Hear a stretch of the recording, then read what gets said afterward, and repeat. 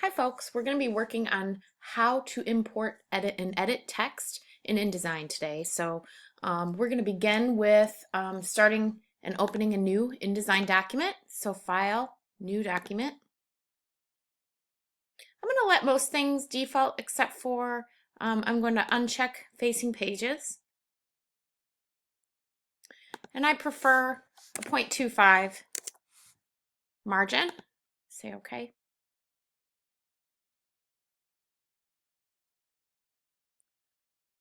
Okay, great. And now we have sort of a crazy looking landscape here. I'm going to go ahead and reset Essentials, get it feeling a little cleaner. And the next thing I'm going to do is choose one of the following options for placing the text on the page. So to import text into an existing text frame, we're going to select the text frame and then choose File, Place. Or importing text and creating a new text frame, which is what we're going to do automatically. We're going to make sure no frames are selected and choose File, Place.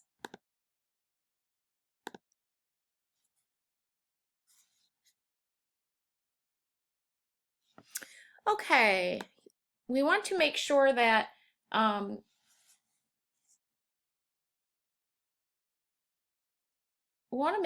the Show Import Options option is selected.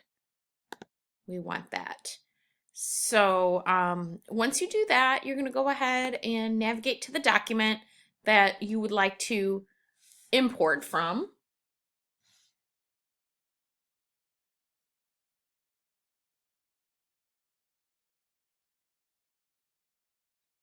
Takes a minute. Usually it shows up here. Mine's going a little slow, so I'm just going to go ahead and hit open. See what happens. Okay, the Place dialog box closes, and then you want to deselect all the options under Include. So that would be here. You want to deselect Table of Contents text, index text, footnotes, and endnotes. All right. And then under Formatting, you want to select Remove Styles and Formatting from Text and Tables. Okay. And then we'll go ahead and click OK. Okay, you can see now that your cursor has been loaded with the text from that Word document. If we haven't created a text frame, which we have not, we're going to click in the document at the point where you want to put the text. So let's just say I want to put it up here, the upper left hand, which would make sense. It's natural. I click. And then everything from that document is now imported into my InDesign page.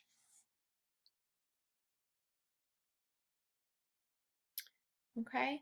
And then there's other things you can do, such as using the story editor, editing text in InDesign either on the layout page or in the story editor window. Writing and editing in a story editor window allows the story to appear in the format that you specify in preferences. That's something you can explore if you'd like. Also, we're going to show you how to use that story editor. It's not going to be expected in class that we understand that fully, but that's going to be what we're going to focus on next year in this video.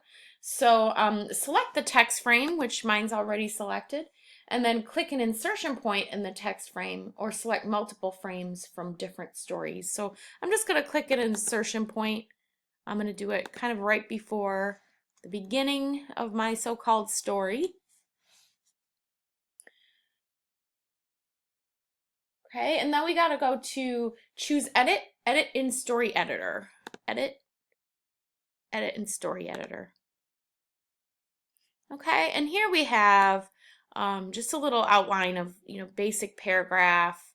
It shows us different measurements, different descriptions here. And the next thing we want to do is edit the text as needed, which ours really doesn't need to have any text edited here from our story. To review spelling, we want to choose edit spelling, check spelling, and this is something that a lot of people appreciate. And it does go through, and of course, MLA is the English way of footnoting, citing your sources, and so I can skip that. Skip. You can ignore all if you want. This one, and we'll do skip. These are just all things that are,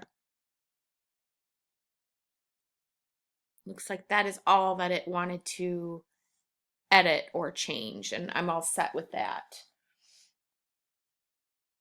Okay, if you want to change the range of your spell checking, you can modify the search parameter to choose between all documents, story and end of story.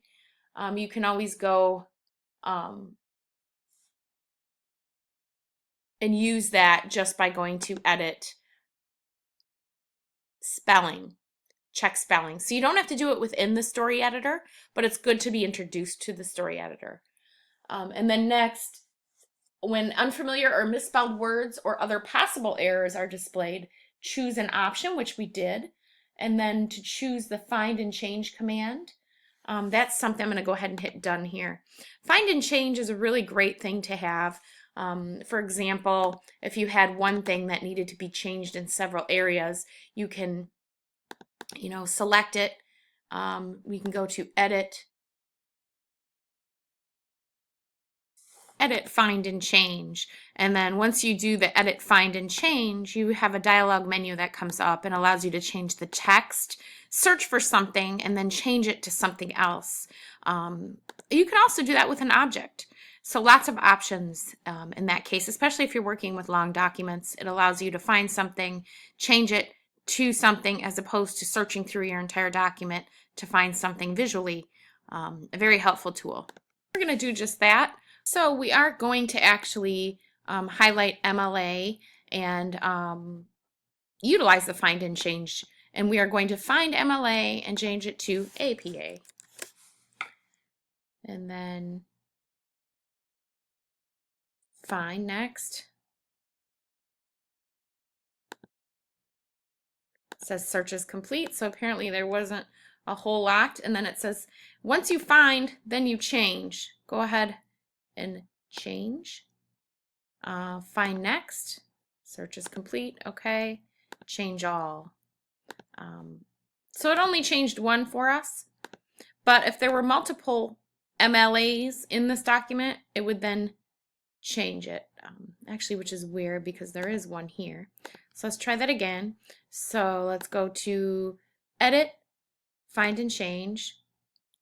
We're going to find and change MLA, change it to APA, find next. There we go.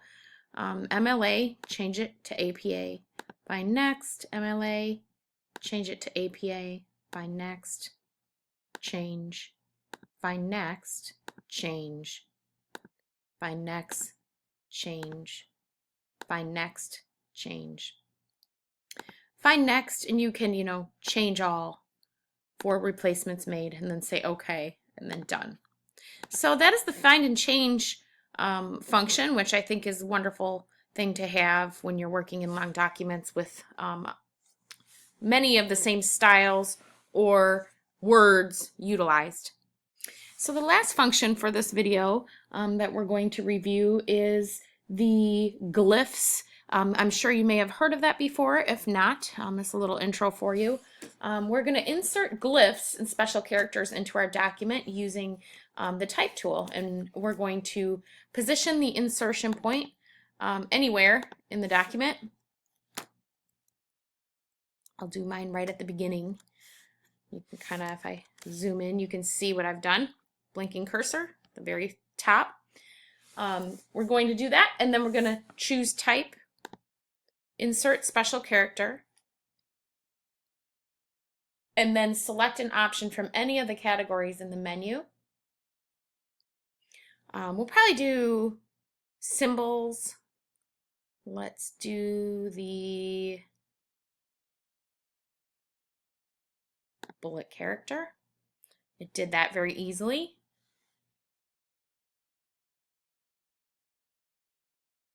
And then we're also going to do choose type.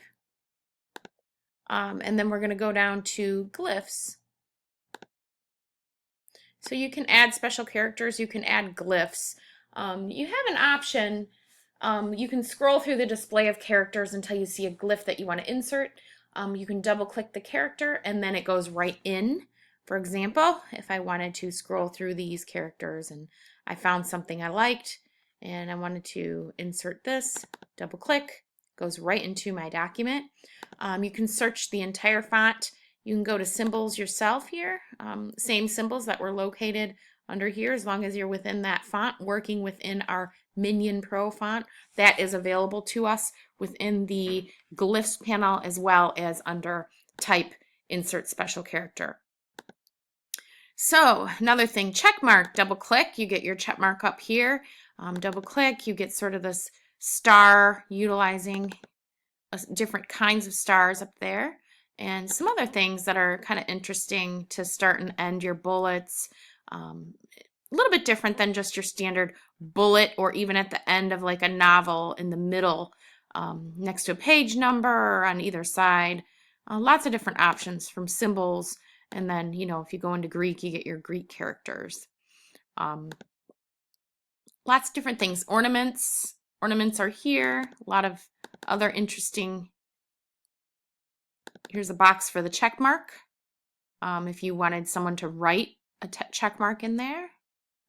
Another interesting little glyph. So glyphs is a fun little added component to your font. Whatever font you're using, it depends on what's available. And it's all based on the font, obviously. Some fonts have more ornaments than others. Some don't have any. So it's up to you. But there you go. There is a little overview on how to import text utilizing some of the text functions, such as the story editor, as well as find and change and glyphs. See you in the next video.